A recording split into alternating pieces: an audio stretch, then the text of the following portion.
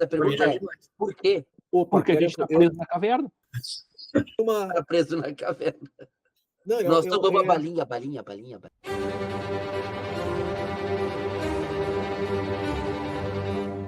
Bem-vindos a mais um episódio do Projeto Boladão. Aqui é o Juliano Neto e eu sigo tentando escapar do algoritmo. Que é o Rafa Remos e hoje nós vamos falar mal da internet usando a internet. E aqui é o Santiago, e das 10 razões para deletar sua rede social, eu ainda não passei da primeira. Aqui é o Rafael, e quem diria, Platão inventou o Instagram. Nós somos mais lucrativos para uma empresa se passarmos mais tempo olhando para uma tela, vendo uma propaganda, do que passando esse tempo aproveitando nossas vidas. E estamos vendo os resultados disso. Estamos vendo corporações usando poderosas inteligências artificiais para nos superar e bolar como atrair nossa atenção para as coisas que eles querem que vejamos, em vez das coisas que são consistentes, nossas metas, nossos valores e nossas vidas.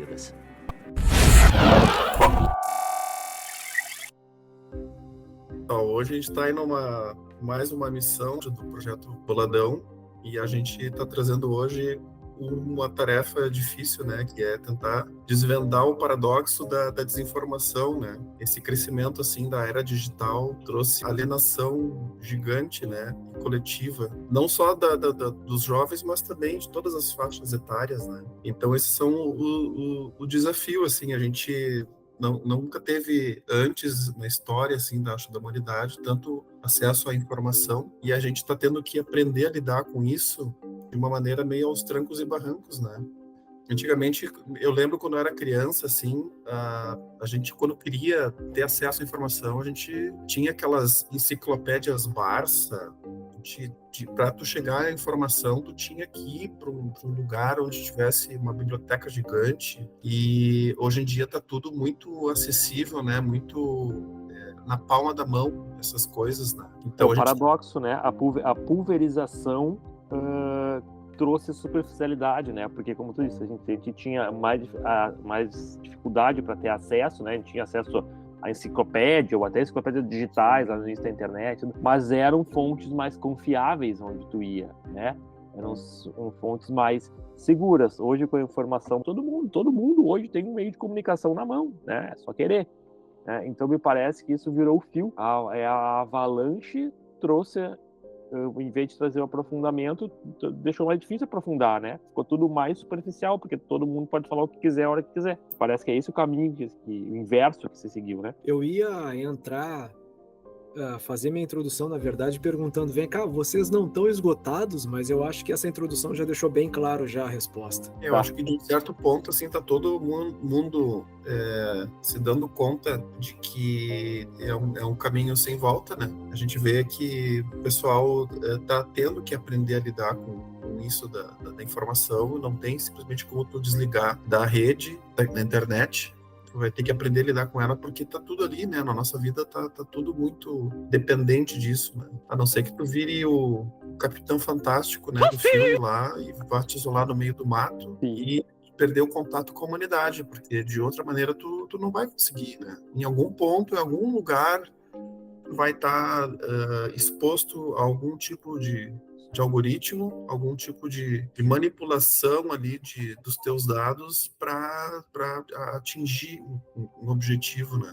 E mais que isso, né? Tu já parou pra perceber, assim, eu assim, pra mim ainda é um pouco recente, tá? Mas eu já tá assim, fazendo parte. Eu já não carrego mais, por exemplo, nada físico, nem documento, nem cartão de crédito, nada. É tudo concentrado no celular, cara. A vida do cara tá concentrada dentro de um aparelho eletrônico. O que é bem perigoso, né? Claro que é perigoso. Por exemplo, tu fica andando por acaso com o carregador, se o telefone por alguma razão... Claro que não. Às vezes eu tenho o powerbank, mas eu não carrego ele pra cima e pra baixo, entendeu? Aquilo que o Júlio tava falando, assim, é interessante. Eu né, me preparando pra gente ter essa conversa, uma coisa que eu vi, assim, é que o que a gente chama de internet hoje é especificamente as redes sociais, tô falando geral, tá? A maior parte do que as pessoas dizem, eu vou pra internet, eu estou na internet, eu uso a internet, é em redes sociais. Dependendo da faixa etária, então, a utilização de sites é quase pífia. É tudo através do Instagram, o TikTok, ou quiçá Facebook, mas internet hoje é isso, não é o que era lá quando a gente acessava a internet e ia num site lá nos seus www, por aí vai, né?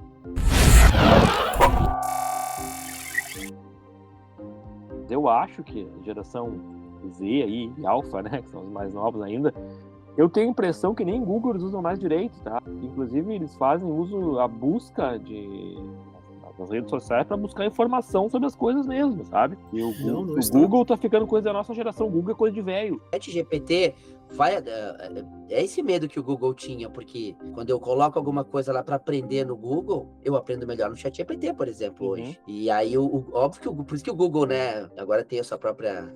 Que não chega, que ninguém, pelo menos, eu não testei pelo menos o Bard, né, mas eu testei o ChatGPT. E faz mais sentido, né, utilizar o ChatGPT do que utilizar o Google. Ele é mais responsivo e ele tem uma característica que ele te... É como se fosse uma conversa, né? Tu tem como se fosse conversando com uma inteligência. Exatamente. E o Google ele não te dá isso, ele só te dá o que tu pesquisa.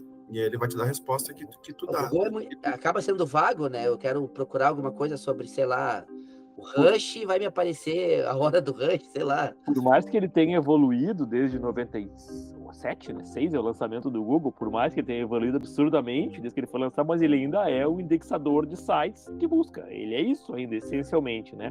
E existe um grande problema, né? Porque além dessa... Eu posso estar falando alguma bobagem também, mas me parece que é uma deficiência latente dessa geração mais nova, desses adolescentes de agora, de não conseguirem fazer um garimpo como nós fazíamos no Google e pré-Google também, na época do KD, do Alta Vista, seja lá qual fosse. É velho, hein? Obrigado. Mas o problema maior ainda é que hoje tu vai fazer uma pesquisa convencional no Google do jeito que nós crescemos fazendo e tu tem páginas e páginas de anúncio patrocinado. Tu não tem mais um índice ali de lugares para tu buscar a tua resposta e refinar então a tua pesquisa. E aí realmente a galera essa gurizada tá migrando pro ChatGPT e aí também tem dois públicos, né? Tem a molecada que já tá dependente do ChatGPT e da responsabilidade criativa do ChatGPT, achando que está falando e é procedente a informação que está recebendo, e tem a galera que está meio que com repulsa do ChatGPT e não quer de jeito nenhum, tá até com medo de usar, sabe? Eu vejo um grande benefício de usar o ChatGPT, porque ele meio que te faz um apanhado geral, às vezes, né, que o Google não consegue fazer. Se tu diz, por exemplo, quais são, para ele te fazer uma lista dos 10 principais livros de filosofia do tempo atual, aí tu vai te dar ali, né? O Google ele já vai pegar um apanhado que tu não sabe muito bem de onde que ele tirou aquilo, né? E então é assim, mas eu tenho uma outra questão, cara, que eu fico meio preocupado, assim, essa geração mais nova tá usando muito o TikTok como pesquisa, como ferramenta de busca. E o TikTok, ele, cara, que é um algoritmo muito do mal. Não sei se vocês já experimentaram usar o TikTok alguma vez, assim. Eu abri o TikTok do Filósofo Boladão e eu tentei entender um pouco ali, né, a dinâmica da coisa, e eu comecei a me assustar muito, assim, porque eu acho que TikTok é o disparado, assim, o capturador da vida da gurizada, né? E eu descobri esse final de semana, cara, que existe uma tal de coraçãozinho do TikTok que é mais uma ferramenta, assim, pra te capturar, que parece que tu tem que mandar todo dia um vídeo pra uma pessoa e tu vai contando uma pontuação, tantos dias de coraçãozinho com a pessoa. Então, meio que tu cria uma meta de sempre ficar mandando coisas pra aquela pessoa. Isso é muito insano, cara. É mais uma das ferramentas, assim, que tu vê que faz as pessoas ficarem grudadas na tela e reféns daquele aplicativo, né? É só lembrar o que foi aquela febre das live NPC, o que foi aquilo, né, cara? Sim, verdade. Tanto é que ali eles mesmos deu o problema que eles tiveram que tirar do ar, né? Eles tiveram que vetar, né? Porque começou a dar muito rolo, né? Ele tava criando um negócio de maluco, né? Eu só queria voltar numa coisa que o Julian falou ali sobre o Google e sobre o ChatGPT. Ambos vão na mesma fonte, né? O ChatGPT não cria nada. É que, pra não parecer, não dá aquela sensação de que o ChatGPT eu vou ter a informação mais correta e o Google é mais incorreta. Não é isso, né? A questão é que... Ele compila e mostra tudo pronto, né? Ele parece ser mais... Eu acho que o grande segredo do ChatGPT ele já pegou a coisa pronta, né? Quando ele foi lançado no ano passado, né? Ele tinha toda a internet até 2022, é isso? Foi quando foi aberto ao público em 2023. Exato. Todo o conteúdo transcrito da internet até dezembro de 2021. Isso. 2021. O 4 Tá, até isso. 2023. Tá, então é isso. Tá, então é. O 4 e o 4O já tem atualizações já desse volume que praticamente multiplicou, né? E tem um grande problema aí, né, gente? O ChatGPT por si só, ele não é uma ferramenta de pesquisa, a gente tem que lembrar disso. Ele é uma ferramenta generativa, então ele é, sim, criativo e ele alucina muita coisa. Por exemplo, alguns influenciadores comentaram que ele é criativo ao ponto de tu poder dizer para ele o que tu tem na tua geladeira e ele elabora uma receita. Por favor, não ponham em prática a receita dele, tá? Porque ele vai te envenenar. Tá? Não, dá isso é muito bom que tu falou, porque eu fiz uma formação no ano passado sobre inteligência artificial, falando sobre ChatGPT, e não me ocorre o nome dela agora, tá? Mas é uma professora da Unicinos, e ela disse que estavam na praia, lá num dia de chuvoso, e foram fazer uma brincadeira com as crianças, gerando essas brincadeiras matemáticas com o ChatGPT, e aí eles, enfim, era uma coisa assim meio de fazer cálculos lá e tal, enfim. E as crianças chegaram no resultado certo, e o ChatGPT não. Ele inventou uma coisa final lá, ele deu uma resposta whatever ali, e as questões, mas peraí, não tá casando. Aí eles resolveram calcular na mão e viram que realmente. Então, lá pelas tantas, ele, como tu falou, ele é criativo. E quem descobriu o Brasil, sei lá, o Curupira. Isso acontece também. Ele nunca vai dizer que não sabe. Não, né? ele pode chegar nesse ponto. Exatamente. E aí é que entra. Vai ter uma pessoa que a gente vai falar bastante aqui, né? Eu acredito que é o Lenier lá, que ele diz isso. Ele não gosta do termo inteligência artificial, porque não é uma inteligência. Ele bate muito nessa tecla de que nós não temos realmente uma inteligência artificial. Ela ainda depende de ser abastecida, depende de que o Remus tenha colocado na internet, do que o Ghost colocou e por aí vai, né? Tá, mas e aí a gente entra no que o Julian falava agora há pouco, a respeito de que o ChatGPT, ele te dá uma resposta assim, assado. Realmente, ele tem uma capacidade de resposta muito eficiente, mas tu ainda vai depender da tua bagagem cultural, da curadoria. Porque, mais uma vez, como o GPT alucina, eu pedi para ele, por exemplo, resenhas de discos do Milton Nascimento, da Elis Regina, do Zé Ramalho, e ele me deu respostas absurdas. Eu pedi para ele trechos de canções desses artistas, do Chico Buarque, de músicas que não existem. E ele escreveu muito bem. Eu fui realmente procurar essa música. Ele compôs a música. Não, eu truquei, sabe? Não, vou ver. E ele escreveu muito bem, versos muito concisos, cara. Mas que o artista mesmo nunca escreveu, não tá em lugar nenhum da internet. Mas tem um ponto ali do que o Santi falou, que o cara falou que tipo, pode considerar a inteligência artificial, porque ela tem que ser abastecida e tudo. Mas é que, na real, o conceito não é esse, né? Ele considera a inteligência artificial porque ela tem capacidade de aprender sozinha. Entendeu? Essa que é a parada. Não sei se vocês já repararam, eu uso o GPT, não sei se o 3 faz, eu não me lembro, mas o GPT-4, inclusive é meio assustador isso, tá? Tu começa a pedir os bagulho pra ele e não sei o quê, e ele bota ali, ó, memória atualizada.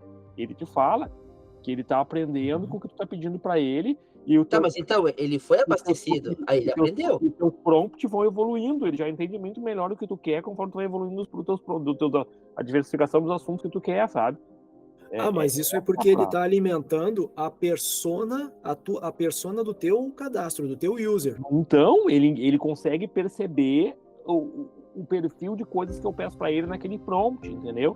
E ele já consegue aperfeiçoar, que pelo menos no 4 isso é muito claro, sabe? Isso, claro. Com a mesma linguagem a linguagem de programação dele, o algoritmo dele, né, muito inteligente de observar o teu comportamento e a tua capacidade de resposta. Da mesma maneira que o algoritmo do TikTok, que tem de te observar o teu comportamento para te manter preso ali, e as demais redes sociais, o GPT é a mesma coisa, mas isso para construir a persona do teu usuário, né, para te dar respostas mais alinhadas com o que tu quer. Ele tenta adivinhar, né?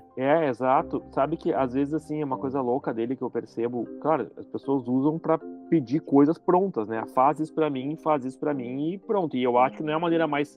Quem sou eu para dizer o que é certo e o que é errado, né? Mas não é a maneira mais certa de usar ele, não é essa a parada. É sim ele te auxiliar no que tu quer fazer, né? Isso. Por exemplo, eu tô reescrevendo um conto meu antigo pra caramba lá, e eu E é um conto que se passa no século XVIII. Então, pegando várias referências com ele de vestimenta, de comportamento, de como é que era uma taberna em Londres no século XVIII, esse tipo de coisa, sabe? Então, isso ele vai... não, porque sabe, tu faz assim, ó, porque as mulheres não se vestiam assim, elas se vestiam mais assim, não sei o quê. Os lugares não eram assim, os lugares eram mais assim. Mas o ponto é, será que ele tá te dando a resposta correta? Cara, aí que tá. É bom dar um double check, claro, né?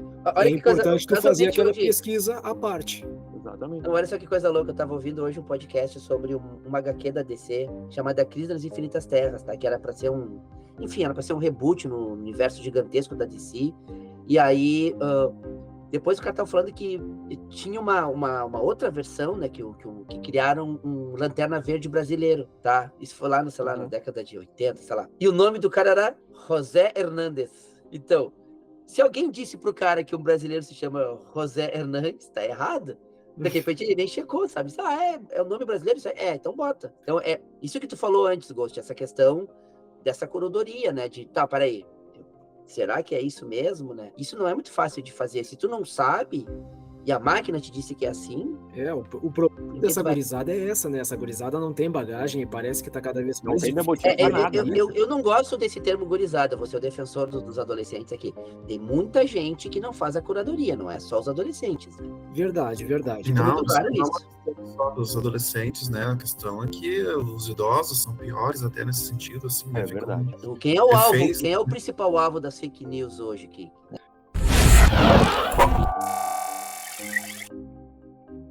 Isso leva nós para um segundo ponto desse papo, que é a questão da alienação, né? Como é que isso se dá, assim?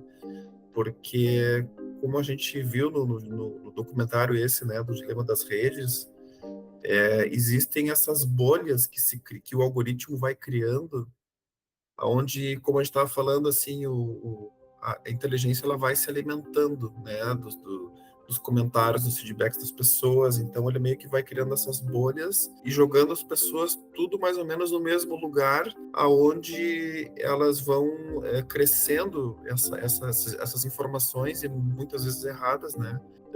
E jogando essas pessoas para um lugar aonde elas vão como é que eu vou dizer assim, elas vão concordando cada vez mais com o que elas estão acreditando, né? Então aí começam as teorias malucas, as teorias de conspiração, aí tem os terraplanistas, aí tem um monte de outras coisas que vão se aglomerando, né? E em função disso, assim, então esse eu acho que é uma coisa que a gente tá tentando entender até onde que a verdade vai nisso, né? Tobogando o extremismo, né, Juliano? Sim, é o extremismo. Esse é o lado problemático da inclusão digital. Vamos falar bem, né, honestamente aqui, porque sempre teve, há 600 anos talvez, desde que se comprovou que a Terra é redonda, tem gente que diz que a Terra é plana. Né? O primeiro terraplanista foi o Papa. A Igreja Católica, né, exatamente. Esses caras sempre tiveram por aí. Só que agora esses caras têm voz. Galileu que diga, né? Quem? Galileu que o diga exatamente, foi queimado no centro do Sol, né? Entendeu? E só que hoje essa galera tem voz, e não é o problema deles terem voz, o problema é eles terem voz e eles carregarem um monte de gente com eles, sabe? A ponto de ter um cara que tem um canal no YouTube que diz que vai provar que a Terra é plana, botando uma régua no horizonte dentro de um barco. E um monte de gente chamando o cara de gênio. Isso é sério, cara. Sabe? É um negócio inacreditável, sabe? E como é que tu vai combater isso? Até uns 8 ou 9 anos atrás, a gente via um comentário, algum usuário, né, defendendo essas coisas, a gente achava risível, né? A gente achava graça, não levava a sério.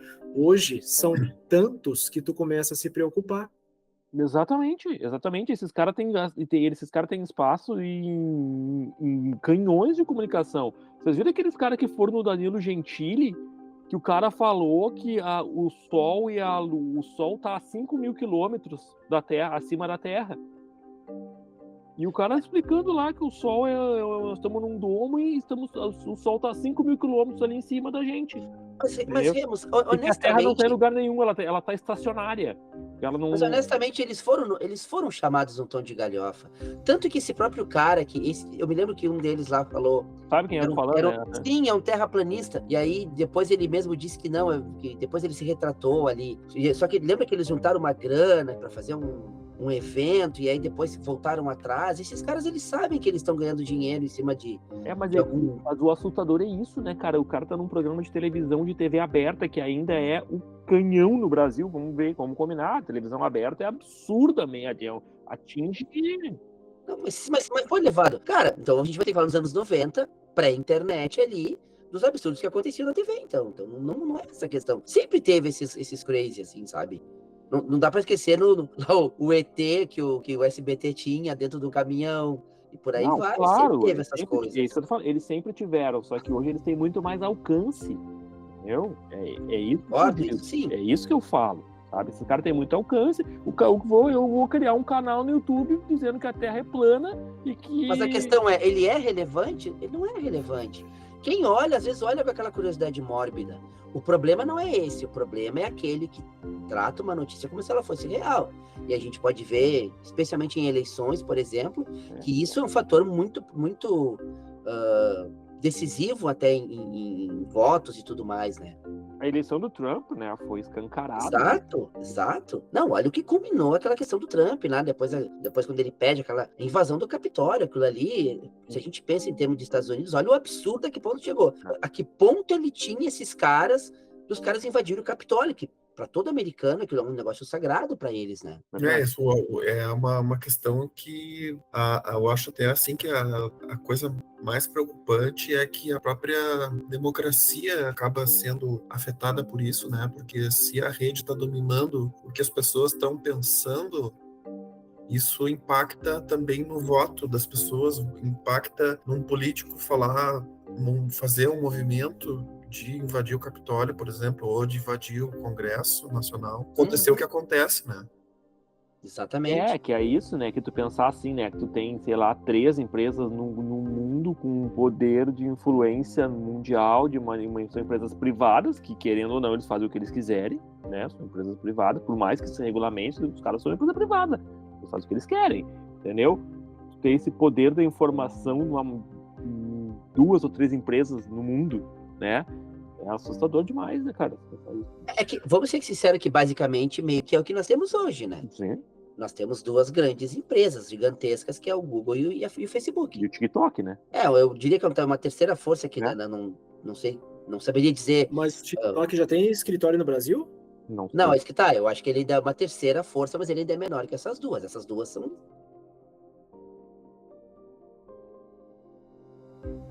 Eu queria trazer uma coisa assim, pra gente fazer essa nossa conversa, eu fui muito fundo nesse Jaron Lanier, né? Claro que ele é só uma voz, né? Mas ele comentou algumas coisas que eu achei bem interessantes, né? E a coisa que ele comentou que eu achei sensacional é que isso tá lá também tá naquele dilema das redes, que essas big techs ele chama assim de uma forma, né, impérios de modificação de comportamento. Seria esse o objetivo. E aí ele comenta uma coisa assim, né? Ele falou assim, se 2 pessoas em polos diferentes querem conversar, não tem nenhum problema que uma terceira pessoa, né, ajude isso. O problema é quando ela quer intermediar isso, manipulando essas 2 pessoas. De uma certa forma é o que a gente tem hoje, né? No final das contas é o dinheiro que tá por trás disso, né? Porque essa terceira pessoa é a pessoa que está pagando, na verdade, né? Que essas 2 pessoas conversem. Exato. A respeito do que o Santi falou, que vem a endossar, aqui eu estava puxando da memória, a primeira evento que me chamou a atenção para isso foi há alguns anos atrás, quando eu conheci então o aplicativo Tinder, e aí a gente pode colocar nesse guarda-chuva os demais aplicativos de relacionamentos, né? Que realmente meio que parece que virou uma arte perdida, essa coisa das ferramentas de sedução presencial, né? E como a vida se trata de ciclos, na verdade, a gente vê muitas pessoas hoje de todas as faixas etárias, já vou generalizar, me permitir, meio que evitando esses aplicativos, tentando ter experiências mais reais, o que eu acho muito legal. Como eu tô meio fora do mercado, eu não sei como é que anda hoje. Eu vou te Ai, ai, falar, ai. eu acho, tá? Eu Ah. acho que os jovens, o que eu quero dizer com jovens aqui, com menos de 30, tá? Eu Tá. acho que eles não usam Tinder, tá? Não. Eu acho que Não. não. Eu acho que eles têm uma certa repulsa já. Eu acho que eles acham meio cafona, coisa de velho, entendeu? É. Velho paia, sabe? Eu tenho essa impressão. Não sei como é que eles fazem pra se conhecer, pra se relacionar, não tenho nem ideia. Eles Sabe? fazem o que tu fazia antigamente, tu ia nas festas para conhecer as pessoas, ou algum evento que tenham pessoas. Coisa que uma pessoa, né, dependendo do que ela trabalha ou a idade que ela tem, ela não tem tempo. Então, óbvio que ela prefere ir num desses aplicativos, que faz sentido, do que a gente tá falando de rede social. As pessoas não são de verdade, parece, sabe? E olha só, aproveitando já essa brecha aí, eu me lembrei também que agora existe, volta e meia, vem a pauta, aqueles estudos de comportamento que insistem em dizer, eu não sei até que ponto isso pode ser comprovável, de que os jovens estão se relacionando menos, tendo menos de relacionamentos afetivos, relações sexuais e, enfim, dividindo a vida com outra pessoa. Será que já é um reflexo dessa mudança de comportamento provocada pelos aplicativos? Aqui é só chute, porque eu não tenho filho adolescente, não convivo com Pois é. adolescente, mas me parece que o mundo digital tornou as pessoas mais solitárias, sim, sabe? O que eu acho, uma coisa que eu notei, assim, que é uma coisa que eu acho que a nossa geração dos mais velhos não faria, por exemplo, numa ocasião que tu começa a flertar com uma pessoa, tu vai lá e tu chega pra pessoa assim, tu pode me passar teu Instagram? E é uma coisa que a gente não faria um tempo atrás. A gente conversaria, tentaria um papo ali e depois pediria um telefone. Eles já partem direto para rede social. Eles chegam para a pessoa e sabem, passa teu Instagram para a gente conversar, não sei o quê. E aí, essa oscilação assim, entre o mundo real e o mundo online, ele já começa muito cedo entre as duas pessoas. Então, eles já puxam a outra pretendente pro seu campo da internet, né? E pauta comportamento pelo comportamento na rede social, né? Curtiu a foto da fulana, publicou um stories, não sei o que, sabe? E a partir dali que tudo se desenvolve a partir de relações digitais, vamos botar assim, né? Ao invés de ser uma conquista de acesso, essa coisa do instrumento de contato virou um instrumento de verificação, né? Eu vou na bio desse sujeito para conhecer ele. Ora, que mundo nós estamos, Mas né, cara? deixa eu trazer uma coisa para vocês aqui, né? Eu dou aula para alunos do 6º ao 9º ano, né? Mas o maior número de alunos que eu tenho é o 6º e o 7º ano. E aí muitos descobriram meu Instagram e estão me adicionando. Eu aceito os alunos, né? Não vejo nenhum problema nisso. Só que eu nunca sei quem é quem. Primeiro que as contas, né? Muitas dessas contas são privadas, porque são menores que estão abrindo essas contas. Eu acho que eles fazem pelo menos aquele acordo com o pai, com a mãe, dizer, olha, mantém privado, só aceita quem tu conhece.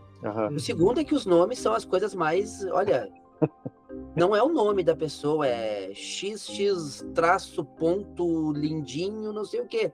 É o nome do LOL, é o nick do LOL, que ele joga o LOL. Alguma coisa assim, e as fotos, muitas fotos com a mão no rosto, de perfil, então ter aquele perfil não significa nada, tu não... Aí sim, talvez eles conversem com a pessoa via Instagram, mas aquilo ali não diz nada da pessoa, né? E aí entra... Né, não gosto muito de falar nesses termos, mas meu Facebook tá o meu nome, tem minhas fotos, meu Instagram é a mesma coisa. Agora, no caso deles, eu já tive que perguntar, assim, uma vez eu fui aceitar, eu fiquei na dúvida, quem é? É o fulano da turma tal. Eu disse, poxa, era um nome indecifrável ali, sabe? A gente vai ter que ter uma pedra de Roseta agora para saber quem é quem nos perfis do Instagram, né? Mas aí a gente sai dos adolescentes, né? Vamos para de modo geral, né? Todas as faixas etárias que usam o Instagram de maneira geral, né? As pessoas pautam a vida por aquilo ali, né, cara? E me parece assim que é uma competição, né? Para quem é mais feliz, para quem é mais incrível, para quem consegue ser, sabe, ter mais engajamento, ter mais alcance. Me parece que é uma competição, assim, direta por causa disso, e me parece que assim, ao mesmo tempo, isso se torna uma fonte enorme de frustração, né? E ninguém curte a minha foto, ninguém vê o meu stories, que merda que eu sou, tá? Porque isso potencializa as tuas seguranças, né? Vai te pegar na tua vulnerabilidade, ninguém tá fazendo nada errado, ninguém sabe que aquilo ali é a tua fraqueza, só tu, mas para ti é um rombo aberto na tua psique. Exatamente. E a partir dali tu vai te enfiando cada vez mais e qualquer coisa abstrata tu já não sabe mais se a foto que eu postei é um Hot Wheels ou se é um carro real na minha garagem.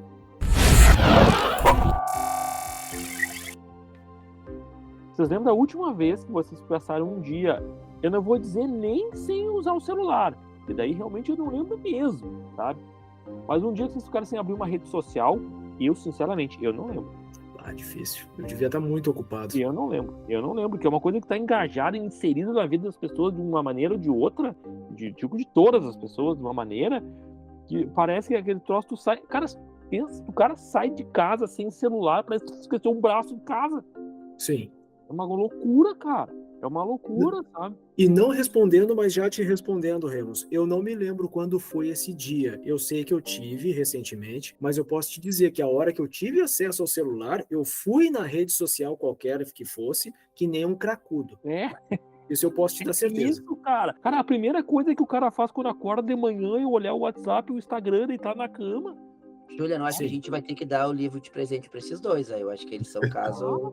É foda, É um caso meu. complicado. É foda. Mas isso que vocês estão falando tem tudo a ver, né, com isso da descoberta, né, desses caras que projetaram essas redes, esses algoritmos, que é a questão da validação social e a questão da dopamina que se libera, né, num simples curtir, num simples comentário de uma foto que tu publica, tu posta uma foto às vezes e tu vê que não tem o Tanto é que eles tiraram, né? Pasto. Eles tiraram, né? O número, não aparece mais o número de curtidas e nem não existe mais o dislike, não tem mais, né? E o número de curtidas não aparece. Não, peraí, como assim? Onde não tem dislike? No Twitter? No X? Instagram? Nunca teve dislike, não teve? Não teve? Acho que tinha. No Instagram. Não, acho que dislike não. Ou no Facebook tinha. Não. O que tinha, eu acho que era no Twitter, ou talvez no X lá, não sei. Mas nunca teve dislike. Ou no YouTube que não aparece mais o número de quantos dislikes foram dados. Já No foi, YouTube não pode aparece ser, mais. pode ser. foi no YouTube. Mas perdão, nesses foi no outros YouTube. que tu citou, não. Aparecer quantos dislikes tinha e não tem mais. Sim. Aquilo que o Juliano estava falando ali no dilema das redes, eles usam um termo mais direto, né? São as chupetas digitais. As marionetes, né? Eles fazem as analogias Eu bonecos, boto né? uma foto e, na verdade, eu não faço isso, tá? Não é querer me isentar de nada aqui, tá? Mas, por exemplo, tem gente que coloca alguma coisa nos seus stories e fica vendo quem clicou, quem deu ok, quem deu like, etc e tal. Isso é que eles chamam de chupetas digitais. Ah, o fulano achou legal. Tantos acharam legal. Só que também tem a contrapartida, né? Se tu posta uma foto e tu teve 2 curtidas, tu te sente mal, ou até mesmo as pessoas veem, nossa, olha só, o fulano botou uma foto e só deu 4 curtidas. Exatamente. Então cara. tem esse tipo de avaliação, assim. É isso que eu digo, que eu falei de que é uma máquina de gerar frustração também, é impressionante, né? Mas como é que eu controlo essas coisas? É por aí, né? Aí entra aquilo que a gente falou, da questão das mudanças de comportamento. Então, é um objetivo dela te manipular teu comportamento. Pra que tu publique mais, que tu queira mais e Exato. mais tempo dentro dessa porra. Tem um livro muito Exatamente. interessante, cara, que até de uma psiquiatra que se chama Ana, lembro, se chama Nação Dopamina, não sei se vocês já ouviram falar nesse livro. É bem interessante porque ela mostra como é que funciona esse mecanismo da dopamina e aí ela relaciona vários níveis de vícios e vícios em várias coisas e entre eles a internet, assim, para quem quiser se aprofundar um pouco nesse campo, assim, de tentar entender por que faz a gente postar uma foto e ficar muito ansioso e muito satisfeito quando ganha vários likes e se ser incentivado a postar mais para ganhar mais likes e ficar nessa eterna roda infinita. É um livro bem interessante. Nação Dopamina é o nome do livro. Ela participa até do Dilema das Redes numa partezinha ali que ela fala da dopamina. Mas eu acho que é isso, assim, às vezes tu posta foto e a foto não tem o engajamento que tu gostaria, daí tu vai lá e apaga a foto, arquiva a foto. E sobe outra com um efeito ou que tu fique mais bonita ou que tu fique mais atraente para ganhar mais curtidas, né? Tu fica numa eterna luta ali para conseguir mais likes, para se comparar com outras pessoas e tu ter os likes que tu acha que tu mereceria, né? Estava vendo sobre essa questão uma frase bem forte, assim, que diz que tem duas empresas, não é bem empresas a palavra, mas dois empreendedores, vamos dizer, que chamam seu usuário seu cliente de usuário. Uma delas são os traficantes, a outra são as big techs, né? É bem isso aí. A gente eu acho que é assim, a gente tem que encarar um pouco assim como se fosse um tipo de vício, né? Porque no final é isso, assim. Não, Juliano, não é encarar, sim um tipo de vício. E justamente por ela afetar, é uma espécie de droga, né? Se é uma espécie de droga, é uma droga consumida por bilhões de pessoas no mundo inteiro, diariamente, 24 horas, sabe? Total. Então, Não esquecendo que a televisão já foi isso também, né? mas não com esse alcance, né? Não, tudo bem, mas já teve antes da internet. Se falava de pessoas que assistiam muito a televisão e deixavam de fazer as coisas pela televisão.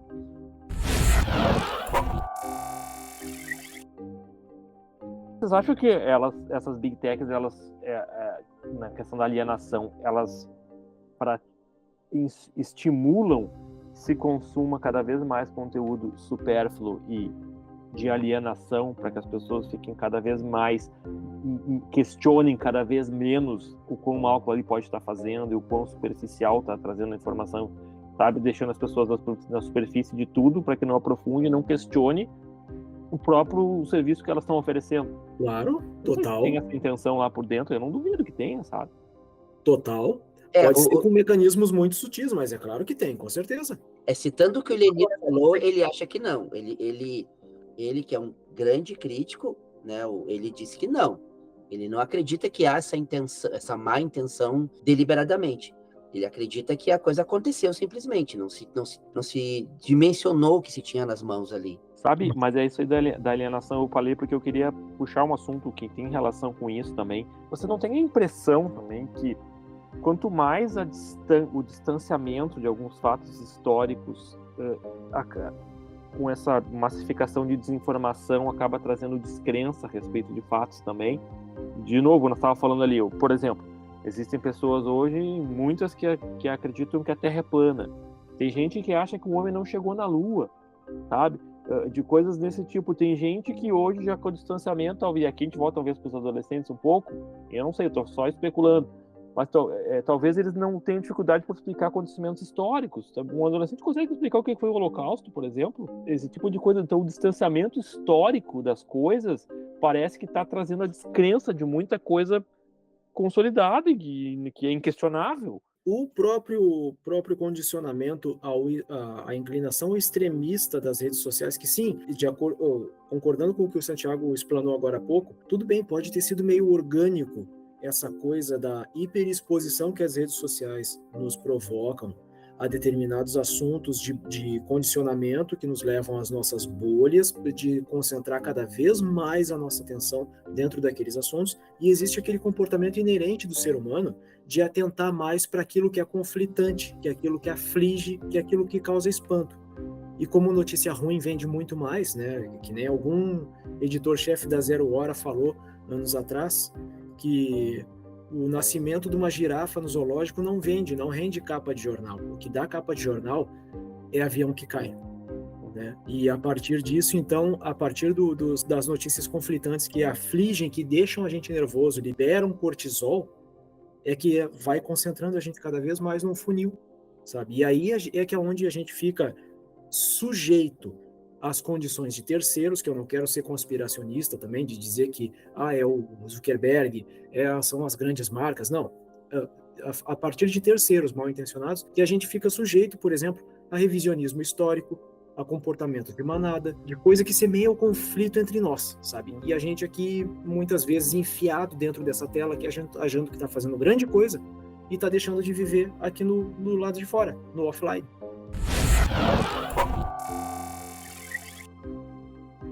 Mas eu tenho um ponto para levantar, assim, que às vezes nem sei se é uma questão de ser mentes tão pro mal, assim, mas às vezes eu acho que talvez possa até ser uma própria falha desse mar de informações e informações conflitantes, né? Porque, não sei se vocês se lembram, em 2012 teve um caso do Enem, que na véspera da prova do Enem foi compartilhada uma notícia de que tinha sido cancelado o Enem. E aí o pessoal das provas ficou bem enlouquecido, porque estavam preparando para fazer a prova, e essa notícia começou a circular nas pessoas, e aí se descobriu que essa notícia, na verdade, ela era de uns 3 anos antes, né? Então, às vezes, alguém vai lá e digita, pesquisa, prova de Enem, e descobre que tem uma notícia ali que diz que foi cancelada a prova e compartilha. E é uma coisa assim, não sei se isso é uma questão de ser só das mentes diabólicas que estão fazendo, espalhando boatos, mas eu acho que vai muito também da facilidade de ser compartilhado as coisas em função das pessoas lerem só a chamada. Elas não leem o texto, elas não leem a data que foi. Podem até divulgar uma matéria do UOL, uma matéria, sei lá, da revista Veja, mas eles não olham a data, não leem a matéria, eles leem só a parte da chamada, que é o que interessa, e já saem compartilhando. Então aquilo lá dissemina uma informação equivocada, porque ela foi verdadeira em algum momento, mas em outros anos ela virou, né, só um boato. São os grilhões da informação superficial que o Remus falava agora há pouco.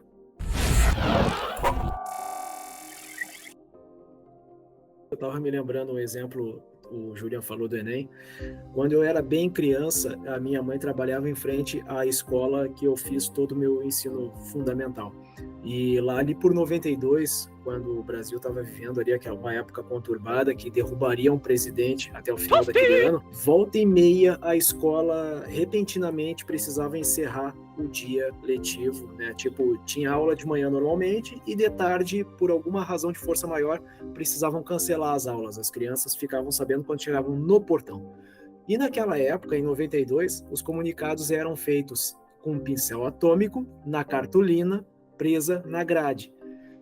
E naquela época já uma sementinha do mal carregava um pincel atômico na mochila, sabe-se lá por quê, e naquela cartolina que informava, não haverá aula hoje. E a criatura foi lá e colocou, e nem amanhã. E assim fizeram um feriadão forçado, e é claro que rolou umas suspensões e tal, mas agora eu me lembrei, bons tempos, cara, bons tempos. Fazendo uma comparação aqui, eu estudei no Liberato Salzano, que é uma escola aqui na Zona Norte de Porto Alegre, e por uns 3 anos do meu ensino médio, uma vez por ano, pelo menos, entrava lá a coordenação nas salas e dizia, pessoal, a gente vai ter que ir embora porque alguém ligou dizendo que tem uma bomba no banheiro da escola. Aí todo mundo ia embora, né? Ia embora. Vinha lá a brigada, revistava ou não revistava e constatava que não tinha bomba nenhuma. Ano passado eu estava lá no Calábria, eu acho que eu tô falando no Calábria, mas isso aconteceu em vários, tá? Diretores, vão matar o diretor, vão matar todo mundo, vamos não sei o quê. E aí eu me lembro que meus alunos, né, me mostraram isso, daí os alunos receberam isso no WhatsApp. Aí os alunos disseminaram essa informação, né? E eu comentava assim, vocês não estão vendo que isso é um sotaque inclusive carioca, isso não é uma pessoa daqui, não é uma pessoa que vai matar todo mundo, mas é isso, né? Os próprios alunos detinham essa informação, espalhavam aquilo, e alguns, mesmo sabendo que não era de verdade, para não precisar ir na aula, mas outros realmente com medo, assim, de ir disseminando aquilo ali, sabe?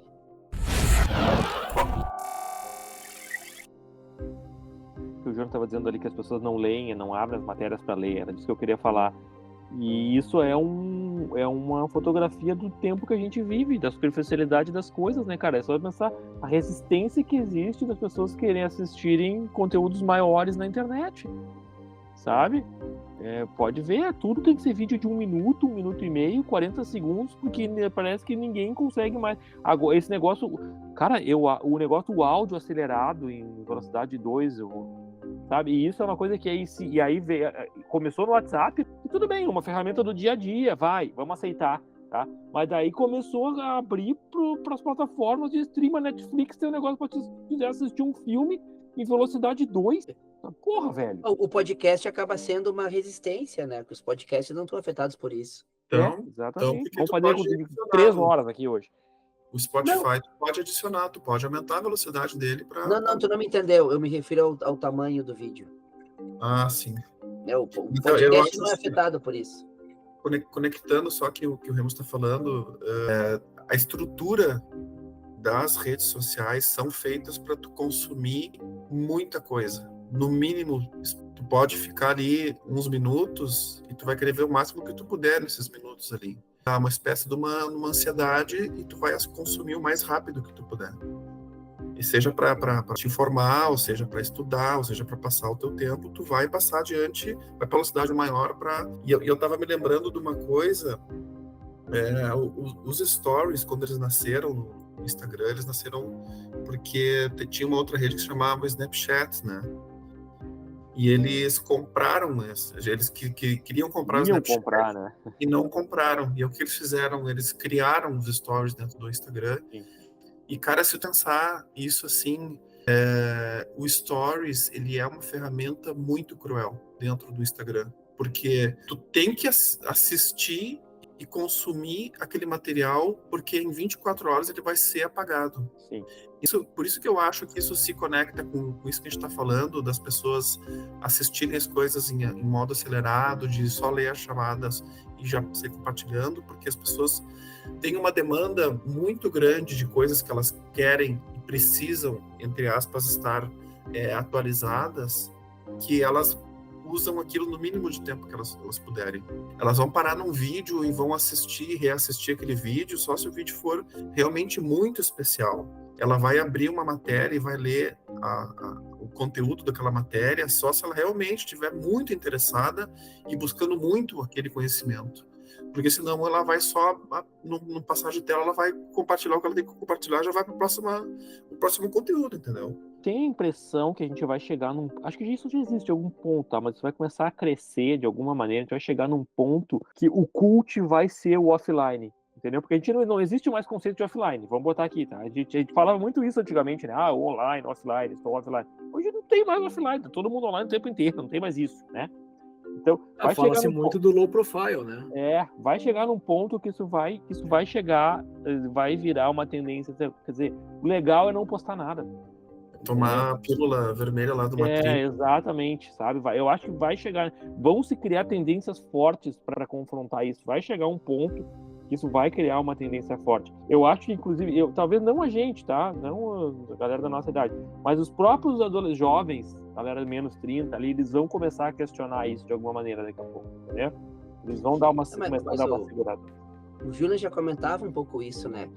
Lembra que tu comentou da gurizada que vai lá na toca do disco, comprar disco de vinil, e não quer mais a playlist interminável de horas de música, ele quer pegar um disco, talvez, ouvir o lado A, vira para ouvir o lado B. Até fita cassete está voltando, muitos artistas estão relançando os materiais em fita cassete em função disso, que eu acho que as pessoas estão começando a ficar cansadas de ter o encanto, né, de uma conexão de internet para consumir as coisas, né?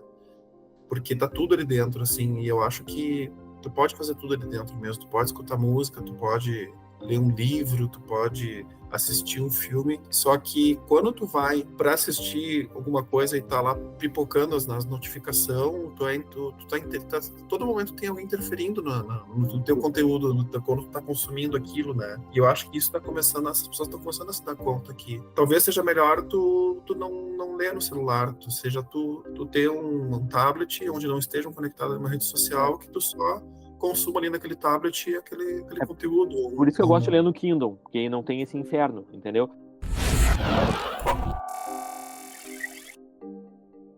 Já repararam, assim, é uma coisa que é quase que, assim, natural que aconteceu. O cara senta na sala para assistir um filme, assistir um negócio que tu quer, e aí o cara pega o celular. Sim. O cara não te interessou minimamente, tu já tá no celular e já foi o filme.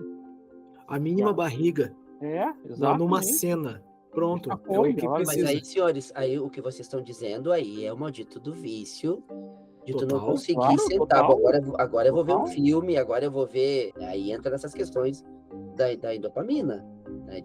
Eu preciso ver o que foi colocado, se alguém clicou na minha foto, sei lá.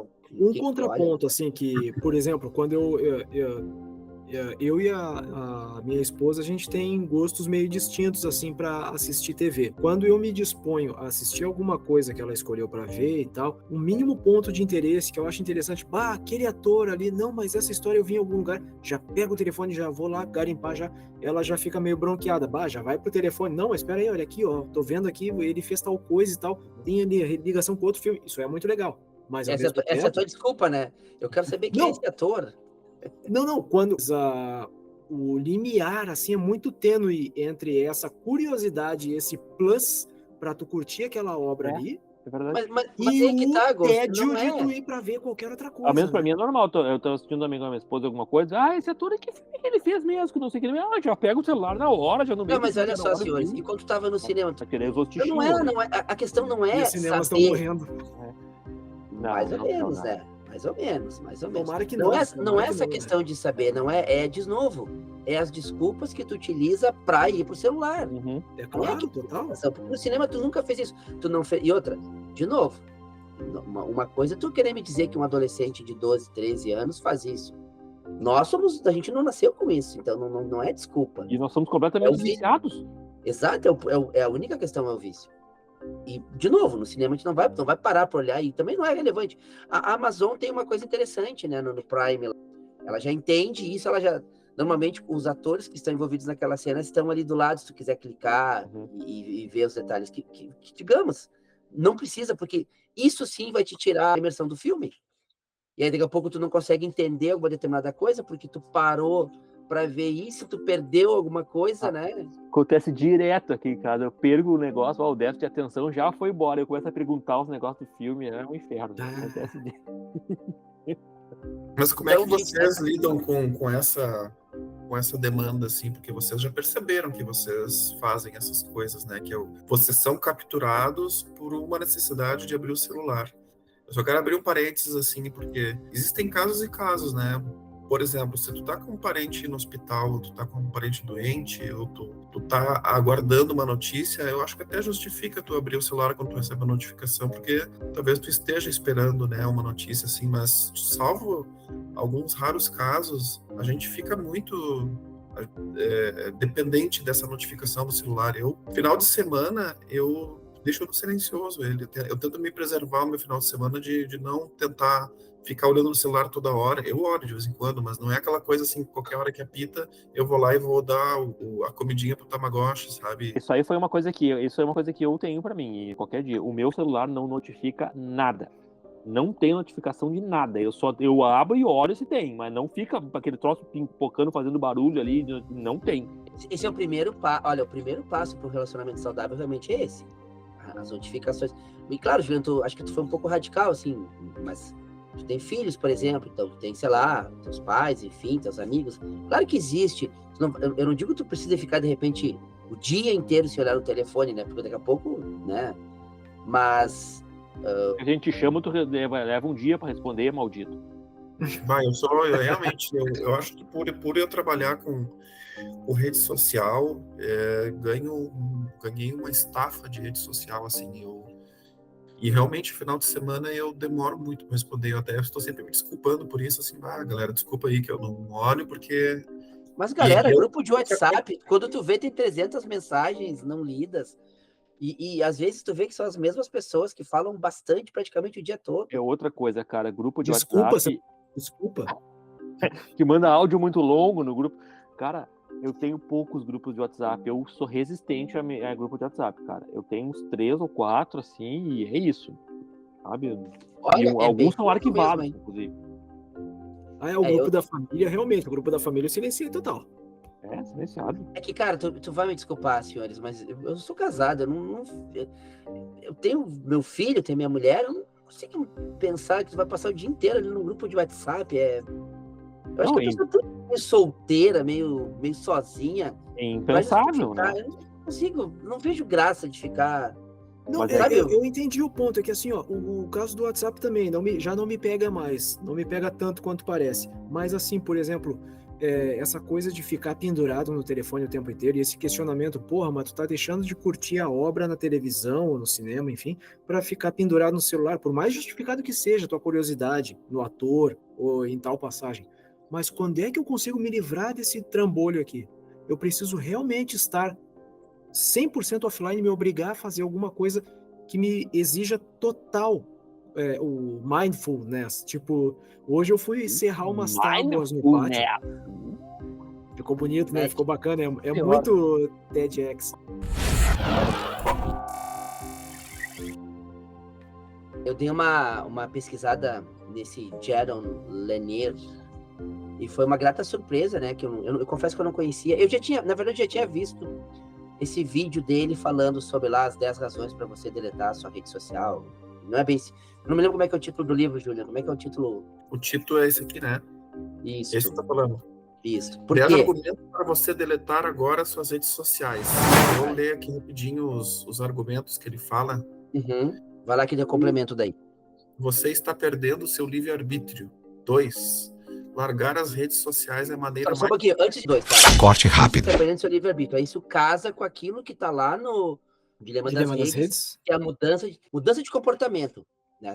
O objetivo dessas empresas é mudar o teu comportamento, né, em relação às coisas para que, né, tu consuma mais. O 2 é largar as redes sociais é a maneira mais certeira de resistir à insanidade dos nossos tempos. Eu acho que esse largar as redes sociais é uma coisa muito radical, cara, porque é que nem eu falei assim, ou tu vai ser o Capitão Fantástico e viver numa comunidade com teus filhos isolados no meio do mato, né? Eu acho que o caminho não precisa ser esse, não precisa ser tão radical. Claro que aqui eu acho que talvez no livro ele esteja levantando essa questão para chamar bem a atenção, né, de que realmente é um vício e é que me perdoa o que eu vou dizer, mas quando o Ghost e o Ramos dizem que eles não conseguem assistir um filme sem parar para ver quem é o ator, a gente vê que isso realmente é um problema. Ele tá falando uma coisa simples, né? Claro que é um problema. O cara que não consegue... Porque daí o próprio Ramos disse, eu perco a história para ver qual tá grande coisa, porque depois tu não vai nem lembrar. Quem é esse ator aqui? Nunca vi na vida. Não, é foda, é um problema sério, cara. Inclusive eu tento às vezes me controlar, sabe? Mas, por exemplo, o primeiro ponto ali é a mudança de comportamento, né? Sim. Se vocês tivessem que mostrar... O primeiro ponto é que eles querem acabar com o teu livre-arbítrio. Tá, tudo bem, a mudança de comportamento, né? Se você tivesse mostrar uma fotografia disso, da mudança de comportamento, vocês têm uma imagem na cabeça de vocês, qual seria a foto?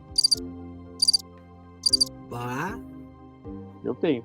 10 pessoas sentaram numa mesa, num bar, cada uma no seu celular. Perfeito. Cara, verdade, total. Eu vou te complementar com outro. De interação. E eu vou te complementar com outro.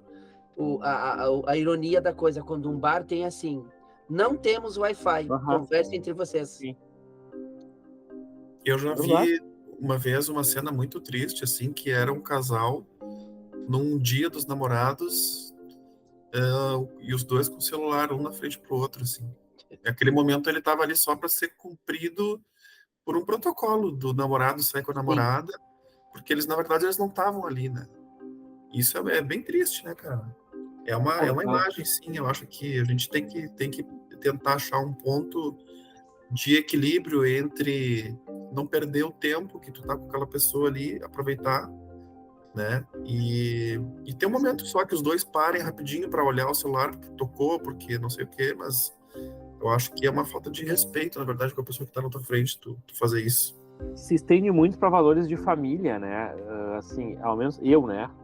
Eu fui criado de uma maneira, assim, que a hora do almoço, da janta, era a hora de estar todo mundo na mesa na hora da janta, entendeu? Vamos conversar. Os valores básicos de família que a gente traz da nossa geração, parece que isso está se perdendo, né, cara? Cara, agora explodiu minha cabeça que é o seguinte, lá na casa da dos meus pais, é um dos poucos lugares ainda que certos costumes são mantidos, tipo, para entrar dentro de casa, deixa os calçados da rua na porta, que é certinho, essas coisas. Assim, posso passar o dia inteiro na porra do telefone. Eu e minha filha, um de cada lado. Fim da picada. Mas na hora de almoçar, cara, larga essas porra tudo, lava as mãos e vem pra mesa. E aí, dona Rosa, minha mãe, esse domingo, pra quem foi que ela prendeu o berro de dentro da cozinha pra largar a porcaria do telefone e vir sentar? Meu pai. Isso só conecta com a terceira, que diz assim, né? As redes sociais estão tornando você um babaca, né? Porque no final das contas é isso, a gente tá ficando embrutecido com essa falta uma falta de perícia em saber lidar com a rede social e não se tornar... Tu quer um exemplo prático desse do babaca? É quando, por exemplo, tu vê uma determinada notícia e os comentários.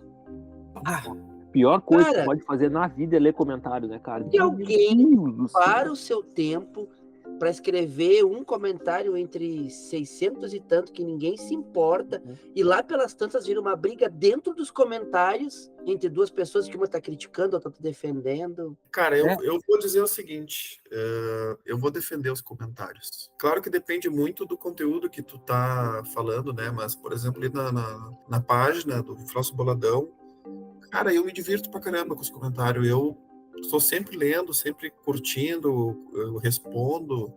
Inclusive, comentem aí embaixo. Não, tudo bem, Escrevam Julia, pra mas aí gente. tu tá pedindo comentário. Eu me refiro a uma notícia, por exemplo. Ah, sim. É nesse Quando se sentido. Eu tô refere a falando de um site de noticiário, vira um notícias. campo de Eu dei guerra. uma notícia do acidente de avião lá, por exemplo, essa coisa horrível que aconteceu agora. Se tu for ver nos comentários, vai ter sempre uma babaquice. Sempre parece que tem alguém que entra naquele que tu disse. Ali não. Na página do Boladão, na nossa ali, a gente tá querendo essa interação. A gente tá querendo trocar essa ideia, né? Eu fiz um conteúdo, eu quero que tu converse sobre aquilo. Por que tu comentar uma notícia? Qual é o sentido? E às vezes uns comentários nitidamente de ódio, sabe? Acho que eu vi uma vez faz bastante tempo já, eu acho. Era um vídeo aleatório, assim, época de Natal, se eu não me engano. Era um vídeo de um cara dando um presente de Natal pro moleque, a criança ganhando um presente de Natal. E aí nos comentários, o cara dando um discurso, porque estão estimulando nossas crianças ao capitalismo, o Natal vai destruir as nossas crianças, e que não sei o que. Eu falei, cara, quem é tu, cara? Tu tá fazendo um texto idiota desse aqui num vídeo da criança ganhando um presente de Natal, cara. Diferente do você acha que as crianças devem ganhar, tá? Aí tu pode dar tua opinião e seja lá qual for. Tu acha que, Mas às vezes... tu acha que a tua opinião de merda nesse vídeo aqui vai adiantar pra alguma coisa, cara? Aí, detalhe, às vezes muitos desses comentários são anônimos, né? Muitas vezes são, A né? pessoa cria lá um whatever ali e, sabe, escreve lá. Não bota Muitas vezes são, mas muitas vezes não é. Falta de noção mesmo. Aí tu vai ver tá o cara abraçado com a filha ali na foto, sabe? Sim. Nossa.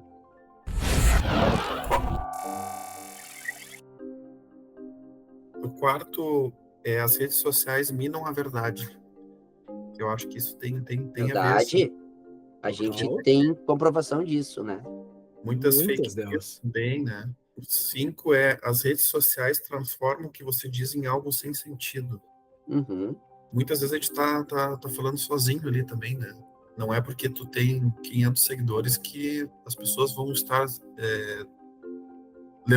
te levando em conta, te levando a sério também, né? Se tu não tá cumprindo ali com o requisito básico do algoritmo de fazer uma foto bonita ou de fazer uma foto que as pessoas vão querer curtir, tu fica num limbo ali de esquecimento, né? É o que nós estávamos falando. E isso Pra gerar engajamento, né? se conecta com 6, que as redes sociais destroem sua capacidade de empatia. Mas eu acho que também isso é a questão do presente de Natal, é um momento onde o anticapitalista está no seu auge ali, né? Ele está a bola está picando para ele falar o que ele pensa, sacou? E eu acho que para gente que está de fora, talvez ache que tem uma coisa sem sentido, mas para um cara anticapitalista, falar de um presente de Natal é um prato cheio para ele. Mas é uma criança ganhando um presente, entendeu? Ao 7, as redes sociais deixam você infeliz. E isso aqui é bem sério, assim, né? Ah, esse com certeza. Tu vê um frame da vida da pessoa. Quer dizer, o Remus me posta uma foto num bar lá, feliz, e o dia inteiro dele foi uma bosta. Mas naquele momento, naquele um frame ali, ele tá parecendo o cara mais feliz. E eu que tô, né, não tô no meu melhor dia, acho que não, mas olha só, eu passei meu dia inteiro nesse horror, ele tá lá, ele tá feliz. E também é muito dessa... E eu acho que isso especialmente em pessoas que têm uma autoestima baixa, né, que, né, precisam se validar através da... A máxima da grama é que a grama do vizinho é sempre mais verde, né? Exato, mais latente, né? E muitas vezes não é, né? Não, na maioria das vezes não é, né? No documentário do Dilema das Redes, eles falam ali os números, né, de pessoas com depressão, jovens com depressão, e é um gráfico meio assustador, assim, depois que tu vê que as redes sociais entraram, que o troço dispara. O que as pessoas fazem por 15 minutos de fama. Cara, é impressionante isso. Eu só queria, agora que eu me lembrei de uma coisa que tu falou agora, Juliano. Lembra que quando eu comentei que a televisão já foi essa febre, a diferença é que a televisão eu só tinha acesso quando eu chegava em casa. Hoje eu levo a televisão comigo para onde eu for. Né? Só que a televisão tinha uma questão importante. A televisão, tu é simplesmente passivo, tu senta e assiste, tu não interage. E na internet, tu é ativo o tempo inteiro. Essa que é a diferença fundamental da parada, né? É a evolução da espécie, né? Ou a involução. Pois é, parece que é o que para onde a gente está caminhando, né?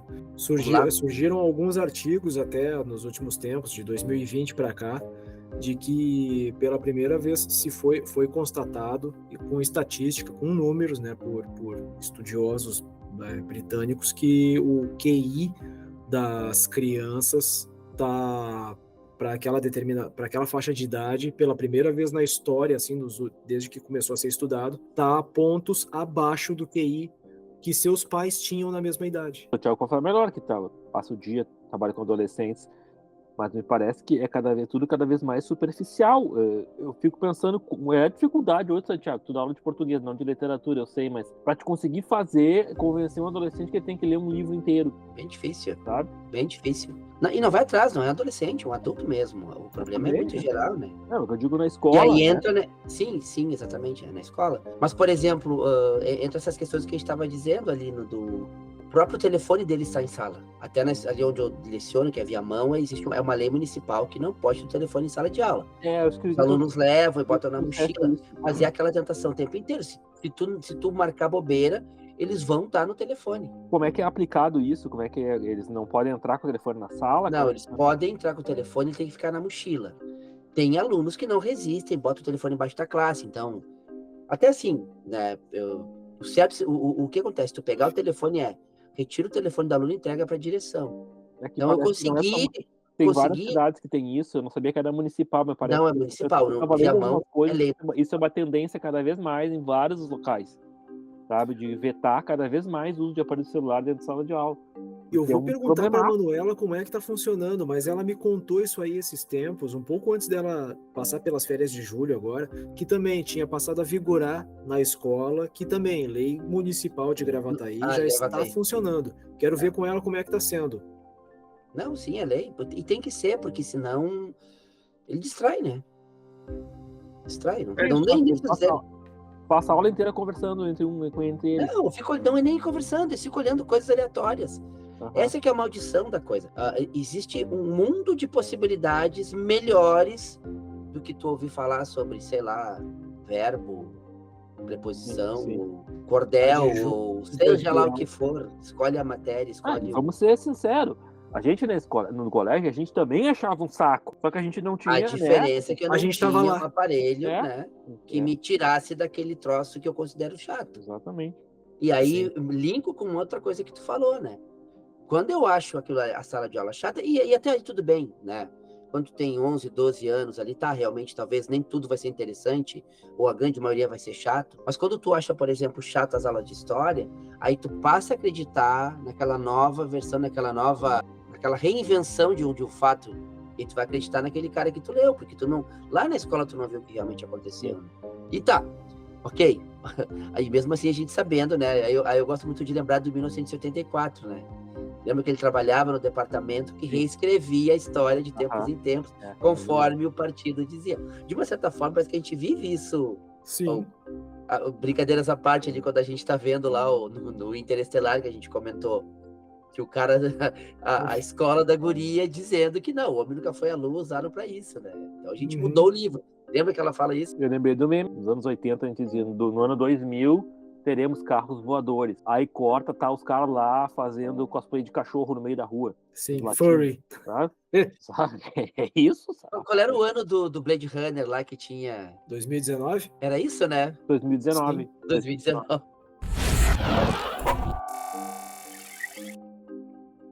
Falar duas coisinhas sobre o Jason Lanier, tá? Duas coisas que eu achei bem interessantes, tá? Uma que eu achei legal foi que o cara perguntou, o cara fez uma brincadeira com ele, dizendo... Foi uma entrevista que ele deu, e o cara disse assim, nossa, eu li o teu livro e eu coloquei lá no meu Twitter. Esse vai ser meu último Twitter.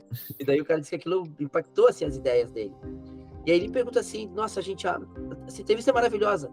Eu posso compartilhar no Twitter e no Facebook? E ele comenta isso, assim, ele diz que não, em nenhum momento eu digo que as pessoas devem fazer, né?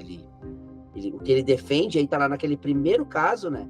É tu ter o teu livre-arbítrio, né? De tu saber eu sou uma pessoa muito viciada, eu preciso parar completamente com isso, eu preciso diminuir isso. Mas uma coisa interessante que ele falou, e eu achei muito interessante, porque assim, ele é um crítico hoje do que a coisa virou, mas ele era um dos caras lá atrás que começou tudo isso. Ele é inteligência artificial, não é inteligência artificial, é realidade virtual. Eu até anotei aqui porque eu não queria esquecer. Ele é um dos especialistas em realidade virtual. Lá nos anos 80, ele foi um dos caras que começou a estudar, ele criou uma empresa, ele vendeu, ele fala assim, eu vendi minha empresa para o Google. Eu adoro aqueles caras, eu admiro muitos deles, só que ele falou que a coisa desandou, né? E o ponto é isso, ele não disse que eles fazem essas coisas deliberadamente do mal. Mas uma coisa que ele falou que me marcou e para mim fez todo sentido, que ele fala o seguinte, ó, o que ele diz? Quando se teve essa questão dessa internet, dessa informação toda, se tomou essa decisão dela ser gratuita, né? A gente não paga por isso. E ele falou que, bom, já que vamos deixar isso livre, aí ele até comenta uma coisa bem interessante, ele fala, era uma posição meio de esquerda, assim, não, vamos deixar isso livre para ter acesso se uma única pessoa não pode pagar por isso, está errado, então todo mundo tem que ter acesso. Aí ele comenta assim, tá, mas vamos imaginar os livros, por exemplo.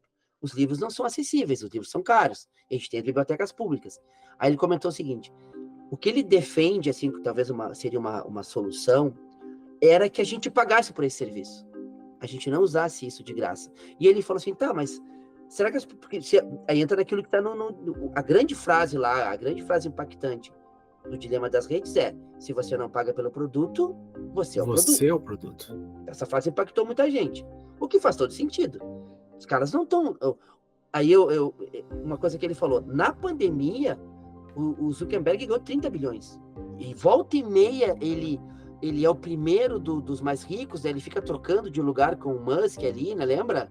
Com outros caras, outros produtos que aparentemente são mais valiosos, mas ele está sempre entre os 5 maiores mais ricos do mundo. Então ele comenta assim, que a gente deveria pagar, porque daí a gente teria uma curadoria melhor. Aí ele falou assim, ó, veja um exemplo dos filmes, que assim, mas as pessoas não vão querer pagar por isso. Aí ele deu o exemplo da HBO, do Prime, da Amazon e do Netflix. As pessoas pagam por esses streamings. E tem streaming de qualidade. Cada um deles tem conteúdo próprio, o que de uma certa forma se justifica tu assinar os 3, né?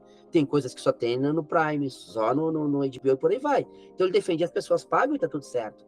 Então ele defende muito isso, que talvez o grande problema das redes, do jeito que elas estão hoje, é nos ter como produto e fazerem o que elas quiserem. Talvez se a gente pagasse, a coisa seria diferente. Porque ninguém é obrigado a estar lá, né? Mas eu Exato! tenho... E Se eu ainda tô pagando, eu posso sair fora. Se aquilo não é interessante para mim, eu vou sair fora. Sobre isso, assim, de tu pagar um serviço para não ser manipulado. Escutem o Spotify sem ser o prêmio, vocês vão entender o que eu tô dizendo, assim. Vocês escutam a versão free do Spotify, vai ter um monte de anúncio. E é um anúncio geralmente mais alto que o volume das músicas. Claro. E é um anúncio que te irrita profundamente, porque são músicas que não tem nada a ver com o teu gosto musical. Exatamente. Né? E aí tu vai fazer o quê? Tu vai pagar pelo Spotify. Quando tu começa a escutar o Spotify que é pago, faça um teste, assim, quando tu tá escutando um disco ou uma playlist, aí que entra o algoritmo. Ele vai colocar na tua playlist uma música que tu gosta. Ele vai colocar uma música que tu já curtiu ou que tu já escutou várias vezes, porque é uma estratégia do algoritmo de te fazer ficar o tempo inteiro dentro do aplicativo. Então, assim, existe uma como é que eu vou dizer assim, uma falácia de que tu vai pagar por um aplicativo e tu vai ficar livre dessas coisas, porque no final tu vai acabar sendo conduzido por um algoritmo também, sacou? Não, tudo bem, tá tudo correto, mas então ele não disse que isso talvez fosse a solução, mas que amenizaria. Talvez amenizaria, sim. Mas não no sentido de não ter anúncio, é só isso. Mas olha só, sendo bem honesto, por exemplo, Remos que tem o HBO também ali. Não ter os anúncios não é uma maravilha? É uma maravilha. Não ter anúncios. É maravilhoso. Porque aí eu vou dar uma experiência do cinema, tá? Eu amo cinema. Não tem nada mais maravilhoso no cinema. E antes, quando tu ia no cinema, qual era aquela... Eu não tenho problema com publicidade no cinema. Trailers de novos filmes. filmes que eu não tinha como saber que iam sair, ou que eu nunca tinha ouvido falar e que me interessariam de ver. Hoje eu vou no cinema, até começar o filme, tem um monte de coisa que eu não quero que esteja ali. Anúncio de Eu quero shampoo. ver tudo. Aí lá pelas tantas vai ter os trailers. Então é uma degringolada que deu. Aí, claro, a gente entende que com esses streamings, talvez o público do cinema diminuiu e os caras precisam sobreviver, tá, ok. Também não vou ser tão turrão. Mas eu sinto falta de pagar por aquele serviço e ter como ele era antes. Agora uma coisa, a curadoria a partir da necessidade de pagamento do serviço me parece uma boa alternativa, mas a gente vê que está tão intoxicado e a liberação de cortisol parece que é a palavra de ordem na internet, quando a gente se dá conta que até mesmo existe streaming aí de estado paralelo para te promover revisionismo histórico, te condicionar a ver as coisas de uma determinada maneira. Tipo, não mexe em nada das obras que tá inserido lá dentro. Tipo, os filmes do Clint Eastwood continuam sendo os mesmos, estão direitinho lá, não foi alterado nada, nenhuma vírgula, nenhum frame. Mas tá tudo seguindo por um caminho assim, desse jeito aqui que tu tem que pensar. Cara, a única alternativa é virar o Capitão Fantástico, sabe? Não, isso é radicalismo. O radicalismo nunca é... É radicalizar para outra ponta. A alternativa é da gente não ser atingido pelo algoritmo. Não tem como. Não, Remus. O extremo estou vendo um filme em casa, eu paro de 5 em 5 minutos para ver um ator que eu não conheço. Isso é um ponto. Não assistir mais nada é o outro extremo. Qual que é o meio termo? Tu usar menos? Tu trabalhar o teu controle. Exato. Esse é o caminho. Nem uma ponta nem outra. Se a gente pegar o exemplo da música que a gente deu, a gente está voltando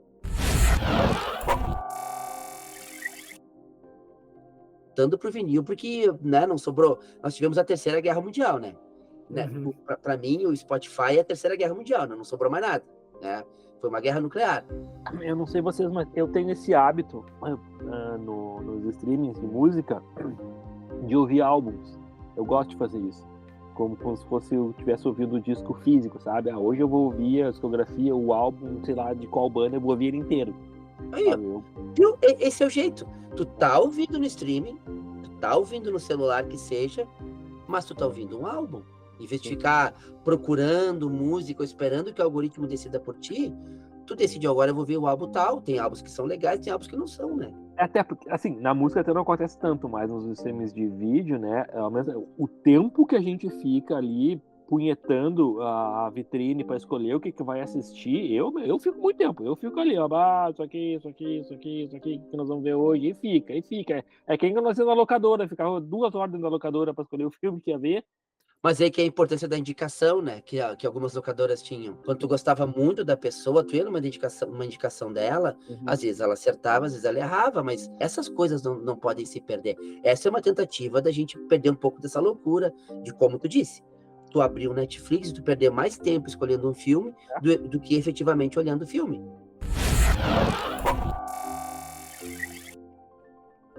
Eu acho que a gente tá vivendo muito na caverna do Platão nesse momento, assim. A gente está sendo muito manipulado por uma realidade construída por algoritmos, coisas que estão muito distantes da realidade de verdade, né?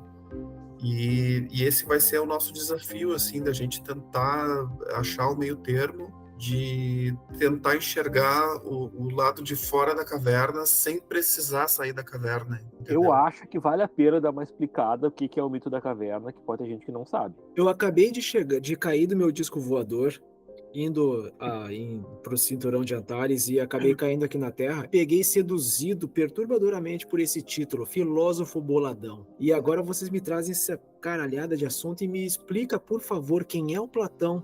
Que caverna é essa? Vai lá. Eu tô fascinado por isso. Essa vai ser boa, agora eu quero ver, vamos lá. Rebola agora.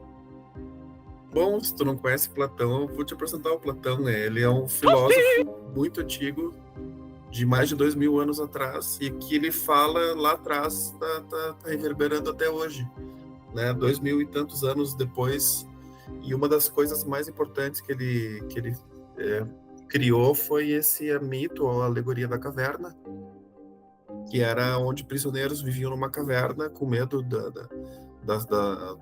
dos perigos, né? E depois um deles descobre que esses perigos, na verdade, eram as sombras que eles enxergavam e que eram sombras manipuladas por pessoas, e que lá fora existia um outro mundo que não era o mundo que eles estavam achando que era a realidade ali dentro da caverna, né? Então isso se relaciona muito com o que a gente vem vivendo. A nossa caverna é a tela, é o rolar de tela, que a gente fica infinito preso nisso, não consegue assistir um filme, senão tu tem que parar o filme com uma desculpa de que tu vai acabar te informando, mas tu deixa de viver o presente e o real para estar sempre te remetendo à tela, ao algoritmo e às redes, né? Vocês não pensam que isso é assim também? Mas só para aprofundar um pouco, né? Como é que ele explica? É que, assim, na verdade, os caras eles cresceram dentro da caverna e eles estavam acorrentados para o fundo da caverna, e eles nunca viram nada além do fundo da caverna. E atrás deles tinha uma fogueira onde pessoas passavam e projetavam objetos nessa fogueira, e a soma dos objetos era projetada no fundo da caverna. Que eles tinham como realidade. Eles tinham como realidade a sombra. Agora pergunto pro Julian, alguém conseguiu fugir dessa caverna, Julian? Mas aí que tá. Aí um dia um é libertado. Platão liberta um deles. É aquela história famosa no podcast famoso que o Platão libertou um. Vem cá, vou te dar a balinha. Vem cá, que eu vou te dar a balinha. Aí o Platão liberta um deles, e aí fica esse conflito. O mundo real e o mundo das ideias. Porque o mundo que ele tinha era o mundo das sombras. Quando ele vê o mundo real, então, sabe o que é o mundo real e o que é o mundo das ideias aqui? Sabe? Ele não sabe mais do que é o quê. Claro que não é perfeita essa ideia, né? Porque nós, mais antigos, que pegamos uma época que não existia internet, a gente viu como é que era fora da caverna. E mesmo vendo como era fora da caverna, a gente foi seduzido para dentro da caverna, e a gente está preso na caverna hoje. Então, assim, existem pessoas que nasceram já nessa nova condição, e mesmo quem não nasceu nessa nova condição também já está atrapado por isso, né? Então, acho que esse vai ser o momento, assim, da gente tentar sair um pouco dessas amarras, né, de ser manipulado pelo algoritmo e pela rede social, e a gente tentar não ser radical, não precisa mais ter rede social, deletar as tuas coisas, né, mas aprender a lidar de uma maneira mais saudável, porque a gente está vendo que o povo está ficando doente por causa disso, né? E não é assim, muitas pessoas estão ficando doentes, né, por uso excessivo de rede social. Agora me diz tu, Julian, tu acha que é possível ainda se libertar dessa caverna? Tu acha que existe ainda a possibilidade de chamar? Vem brincar aqui fora? Cara, tu tá perguntando para uma pessoa errada. Porque eu tenho uma relação meio... Como eu trabalho com internet, eu tenho meio que um ranço com a internet, sacou? E eu sou um cara que eu coleciono vinil, eu coleciono disco físico, não vou dizer que eu só consumo isso, eu escuto muito música em streaming, assisto muito filmes no streaming também, então eu acho que a combinação é essa. Quando o Remus fala que ele gosta de escutar álbum inteiro no Spotify, na verdade eu acho que o que ele tá querendo dizer é isso, sim, ele tem uma parte dentro do mundo digital que ela pode combinar com a parte analógica da coisa, que é essa, assim, a gente tentar um meio termo. E não precisa deletar a tua rede social, eu acho que não precisa deletar. Mas acho que tu tem que perceber que tu já usou demais e que talvez seja bom tu dar uma volta com o teu cachorro na rua para tu esfriar a tua cabeça e dar um reset nisso, assim, da tua capacidade de ver a tua vida em volta, que tá acontecendo, e tu tá perdendo muito tempo, né? Por ficar na frente de uma tela rolando. Num grande resumo, tentar não levar o celular pro banheiro, é isso? Não sei, eu levo o celular pro banheiro também. Mas é menos grupo de WhatsApp, mas encontrar com as pessoas, conversar com as pessoas. Eu falo isso muito para meus alunos, cara. Eu só não levo pro banheiro, como levo para o banho. Deixa ele apoiado no negocinho e fico ali assistindo o bagulhinho, ouvindo. É isso aí, tá ali ligado. Tu tá falando sério? Sério? Com certeza. Eu assisto filme, assisto YouTube, assisto um monte de coisa no banho. Nossa, mas a pergunta é, por quê? Porque a gente tá preso na caverna. Eu tenho uma... Tá preso na caverna. Nós tomamos a balinha. é um detalhe de uso, tá? Mas eu quero aproveitar aqui a minha brisa aqui e perguntar para ti, Remus. Ainda é possível sair da caverna? Como é que tu chamaria? Vem brincar aqui fora. Tu acha que é possível? Eu acho que é o que a gente está falando aqui, que é a questão do equilíbrio, entendeu? É a questão que é uma relação que está totalmente, ao menos para a maioria das pessoas, ao menos para mim, eu admito, sem problema, é uma relação completamente desequilibrada, sabe? É completamente desequilibrada. A gente está acorrentado no fundo da caverna, sabe? É isso. Tu tem que encontrar o equilíbrio da parada. Eu lembrei, a gente aqui, todo mundo trabalha com comunicação, eu lembrei de uma peça antiga até, da campanha da TIM, de bastante tempo, acho que tem uns 15 anos talvez, que eles pegaram, eles faziam a relação da tecnologia com o surf, né?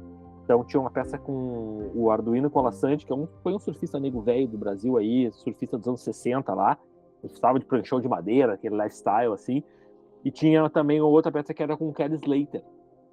E aí a parada era assim, ó, eles falando com a relação deles com o esporte, com o mar, com a natureza, daquele lance do surf, da alma do surf, sabe, aquela vibe do surf assim e tal.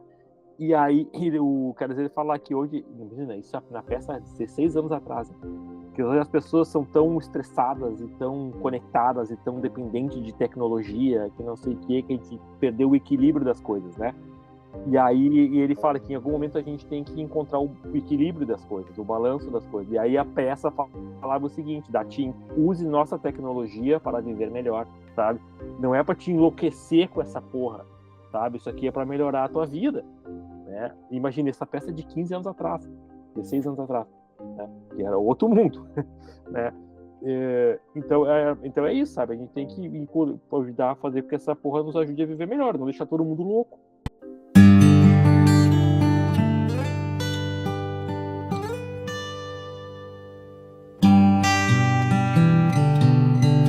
I think with any technology, you have to just weed out what's bad and find what's good.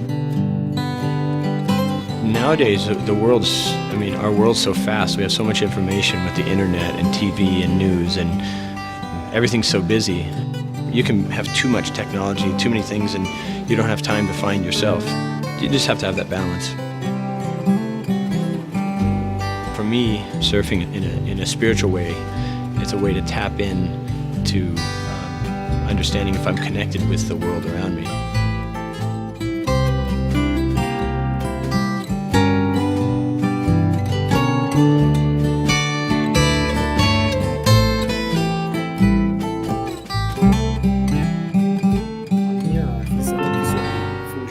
Dos grilhões dessa caverna aqui e ir para a rua, assim como o Remus falou também, eu acho que passa unicamente por mim, sabe, pela minha decisão. É mais ou menos como fazer às vezes parece um pouco exagerado, mas eu acho que faz muito sentido essa coisa de comparar o uso exagerado de tecnologias e redes sociais, telefone, enfim, com dependência química, sabe, e de alcoólicos, assim. Eu acho que vai muito disso, é de tu exercitar o teu autocontrole, tu tomar a decisão de não fazer ou de permitir se deixar cair em tentação e arcar com as consequências daquilo e continuar a tua roda de desgraça, sabe?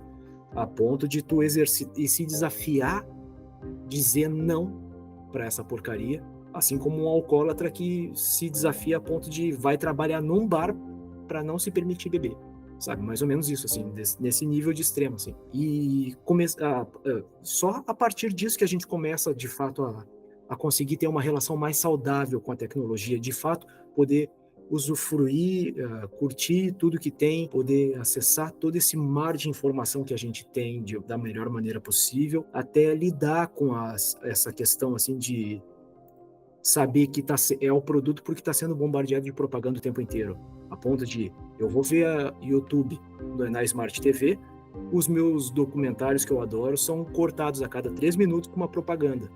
E quando eu vou para o banho, eu boto um informe econômico para falar como é que está a Bolsa de Valores e passa praticamente com uma propaganda só, o banho inteiro, sabe? E saber lidar com essas coisas melhor. Então, de fato, encontrar o ponto de equilíbrio, né, entre o off e o online. Agora tu, Santiago, fala para nós aí, como é que a gente consegue se livrar da caverna?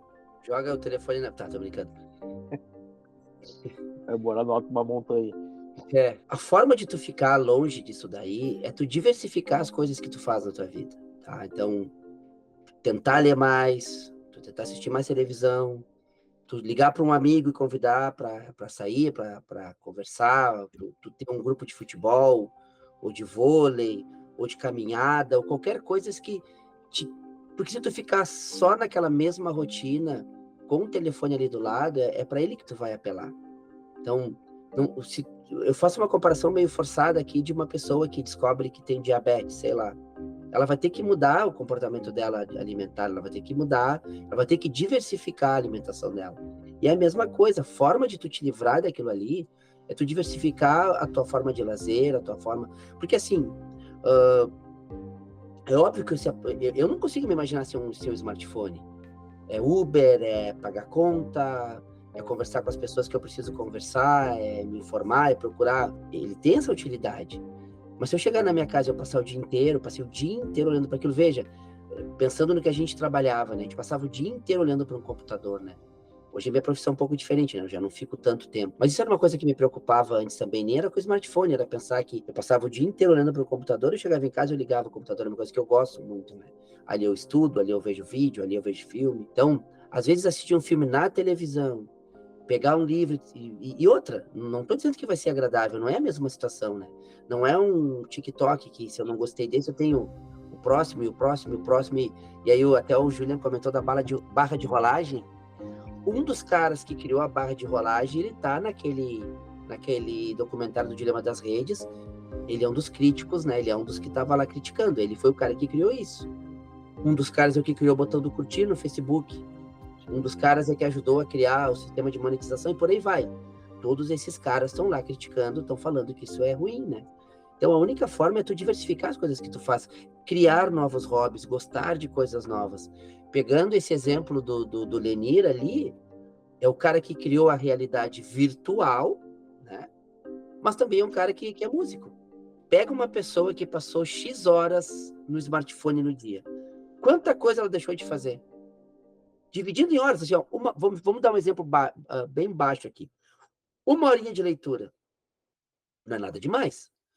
Ele não fez. Ele não escreveu, ele não fez uma hora de leitura, ele não se informou porque ele está olhando outras coisas ali. Então, e o telefone notifica, né? Ao menos o iPhone, ele te dá relatório semanal ali de quanto tempo tu passou, quantas horas tu usou, que não sei o que, ele te dá um e aí o cara chega e diz, não tenho tempo, ou eu não consegui, eu não fiz nada, eu não sei o quê, mas aí quanto tempo tu gastou olhando para aquela telinha? E sem contar a saúde física, né, senhores?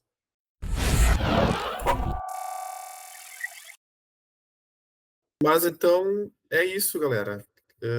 Queria agradecer quem assistiu até aqui. Queria convidar vocês a escutarem também, a assinar lá no Spotify, nas plataformas de áudio, que a gente já também está lá.